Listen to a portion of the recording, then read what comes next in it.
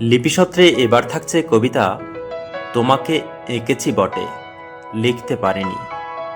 কবি রবিন বসু। তোমাকে এঁকেছি আজ, লিখিনি কিছু। যে শব্দ অদৃশ্য আছে, থেকে যাক সঙ্গোপন।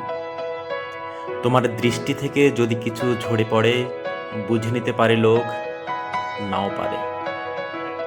সেসব সংকুচিত ব্যথাচিত্র বাতাসে ভাসিয়ে দিয়ে তোমার অপেক্ষা যেন অনন্ত ধরে। কত চিহ্ন, কত স্মৃতি, খেলা মাটি, ধুলোবালি, ভেঙেছে হাতের রেখা, সময় থামেনি। কোথা থেকে যেন জল পড়ে, ফাটলে অদৃশ্য হলো জলের উৎস।